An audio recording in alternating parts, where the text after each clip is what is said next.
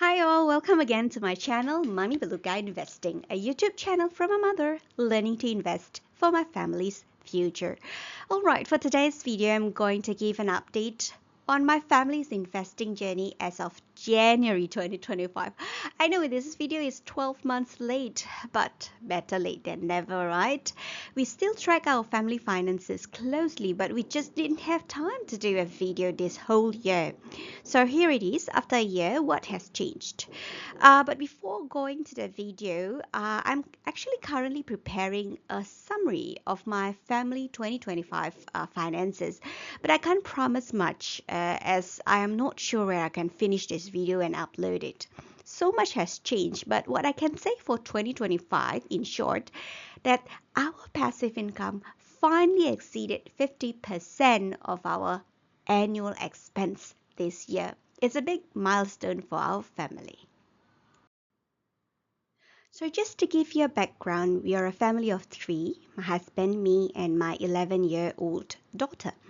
My husband and I are in our early 40s. We are living in Singapore. Both of us are working full-time, and we both have PhDs. So it means that we spent too long in our education and entered the workforce pretty late in our lives. Especially me, I only finished my PhD in 2017 and only started working full-time in 2018, which was only 7 years ago. Our target is to retire and living off our investment income. Disclaimer, this is an amateur video from my family's own experience.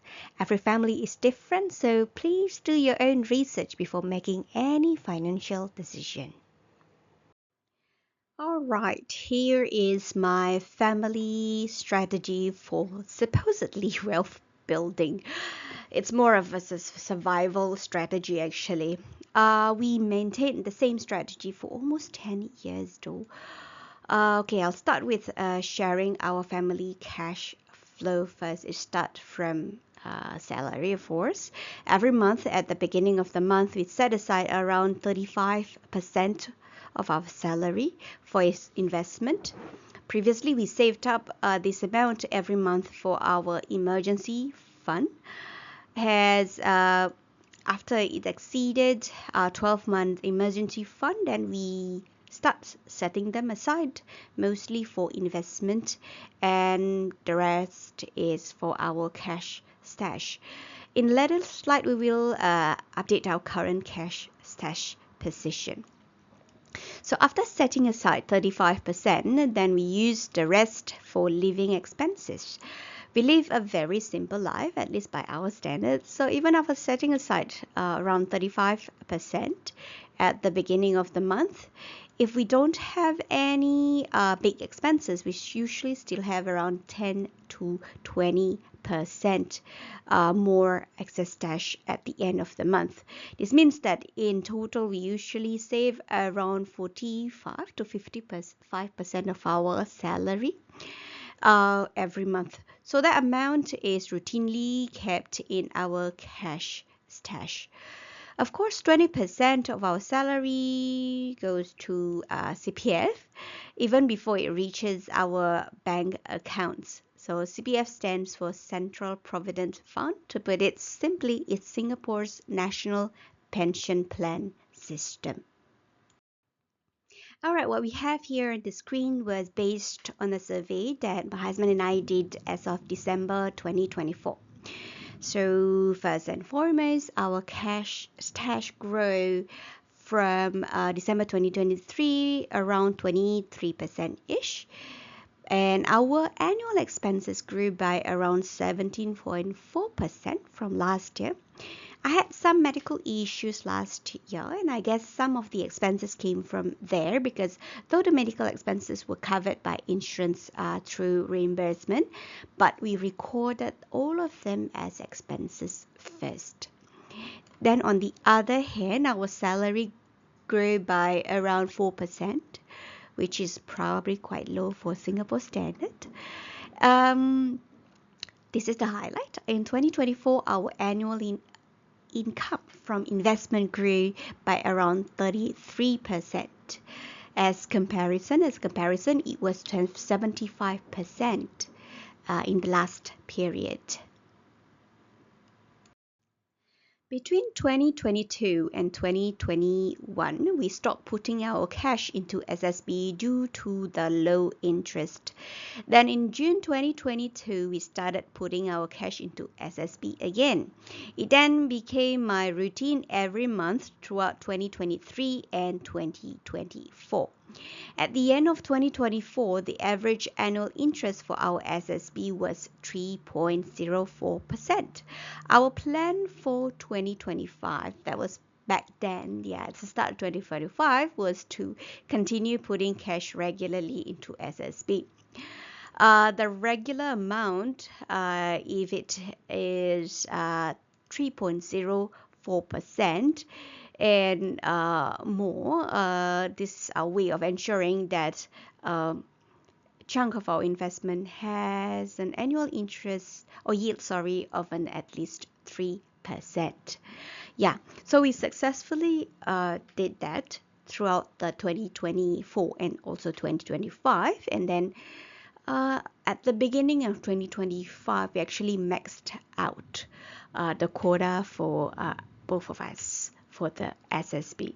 So throughout the year 2025, we sort of like have around $700 to $1,000 of SSB interest.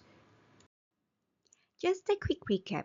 My husband reached his full retirement sum in 2021 through a combination of no employment gap for 18 years. So while he was doing his PhD, he also worked. Ordinary account to special account transfer and annual top-up up to $8,000. For me, I reached my basic retirement sum at the end of 2022. So back then, in January 2025, my next target was to max my MediSave through. The first one was voluntary top-up in 2024 to my MediSave. Then I had another top-up of $8,000 for in January 2025, and yeah, including interest, I projected that I will reach basic healthcare sum by the end of 2025, but turned out that I reached the basic healthcare sum earlier, like around mid 2025. Back then, I also calculated that with some balance transfer from CPF ordinary account and 8,000 voluntary top-up, I will reach my full retirement sum by the end of 2026. But I updated my calculation and projection and turned out that I will be able to reach it by January 2026. Okay, to be fair, I could do all of these because I do not pay any mortgage from my CPF, neither my husband, and we don't have any plan to buy a new house or upgrade our house.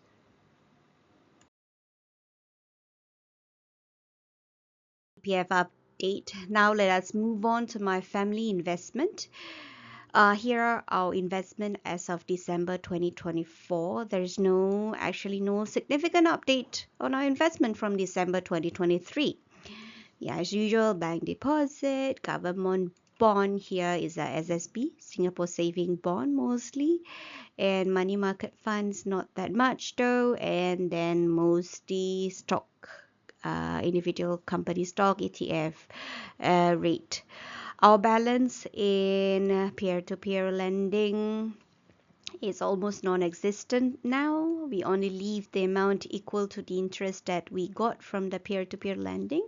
So touch wood, if we ever lose it, then we at least still have our capital back already. So we still maintain that all dividend, all interest, anything, any passive income from investment are reinvested. So we never touch the money from our investment so far. For example, so I bought more stocks with my stocks dividends. So every time I receive any income from an investment, be it dividend or SSB interest or anything, I would religiously transfer them to my investment account as soon as possible and then invest them. So we still maintain our principle of not using any of the income from my investment for consumption or living expenses. Our investment has grown by around 25% from December 2025. This was a combination of actively pumping cash from our salary, as I mentioned previously, into the stock market and the rise in the value of some of our stocks. Our 2024 annual investment yield was around 4.5% ish of the current value, which was around 39% of our annual expenses. This was after we updated our annual expenses though, noting that the last year's yield was equal to 38% of our last year's annual expenses. So our investment yield grew, but our annual expenses also grew.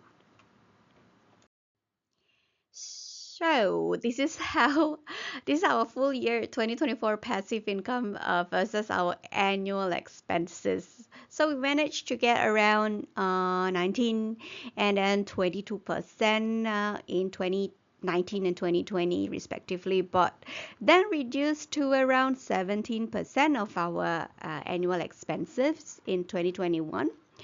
In 2022, our yield was equal to 22.5% of our annual expenses, while in 2023, our annual investment income was around 38. So it covered around 38% of our annual expenses. Then in 2024, the number only slightly grew to 39%. Our target is to actually have all our living expenses covered by our investment income. So from 2024, we learned that medical issues really affect our expenses. Just a quick sharing about our 2025, as I mentioned earlier at the beginning of the video, we actually exceeded the 50% of our income covered, of our expenses covered by our income in the year of 2025. So it pays to separate our investment yield and then reinvest every year. I feel it pays because by every year our income from passive income grew. This is the fun slide. Yeah, this is just a projection. Yeah, with the assumption of we continuously invest at our current rate, so we don't actually touch our passive income for our consumption, and continuously invest at the current rate, and we have constant annual expenses, which is yeah, we're not sure whether we can do that. And all our investment yield is reinvested. This one can be pretty sure about this as long as we are still working and receiving a salary every month. Then with the constant constant yield of 4 point, yes, I highlighted here, 4.53% per year, which is our 2023 annual investment yield. Our investment yield will be equal to our annual income in 2033. So even with the magic of compounding interest and dividend reinvesting, we can only reach, based on this very simplified projection, we can only reach the number 8 years from now. Yeah, around 8 years from now, 7. Yeah, around that. I guess we just have to maintain our non-passive income, aka working salary, for 8 years before we can live fully on our passive income. So one more thing before I end this this recap video. Some of the proponents of FIRE, or financial independence retire early movement, use the magic number of 8% investment yield. But yeah, so if we use 8% as projected yield, my husband and I will be able to retire next year. If only our actual annual investment yield is 8%. But to be fair, they are not fully wrong though, because we did some slightly more sophisticated calculation. So we compare between our the expense that we incur when we bought all our stocks compared to the actual income. We compare, and it turned out that our investment yield reached around 8 to 9%. Yeah, but if we compare with the current price, yes, definitely we won't be able to reach around 8 to 9%. But for some good stocks which grew over time, 8 to 9% is actually pretty okay, pretty sensible. So yeah, I learn more every year. At the beginning of this whole process, it wasn't that clear that my family could get it that much of yield. But then after a while, and then especially when we are doing DCA, dollar cost averaging, we just keep buying like ETF, some blue chip companies, etc. So we could see after all these years, I can see that we started off in 2014. So it's around 10, 11 year-ish now. So it pays to be prudent, yeah, living a quite simple life, and then, yeah, consistently investing.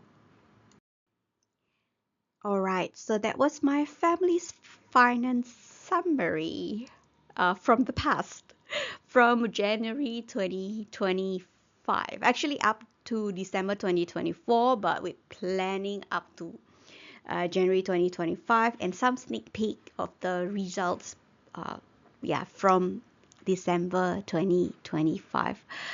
I can't really say to suggest to follow my channel, but then, yeah, if you do, this is kind of sharing from me. I'm mostly going to do a financial summary now, and hopefully sometime in the future I can go back and then do some stock analysis again. I paused churning videos in 2024 and in 2025 due to my work commitments, to be frank.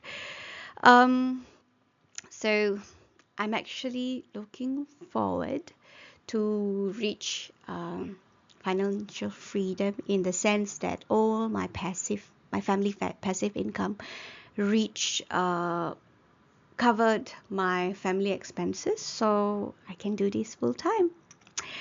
All right, so I just need to say this, that I have been helped immensely by other families who put their finances and investing journeys out there on YouTube, podcasts, blogs. So this video and this channel is actually my way to pay forward to the communities. If you have ideas to optimize family investment, you can put in the comments section below. Sharing is caring.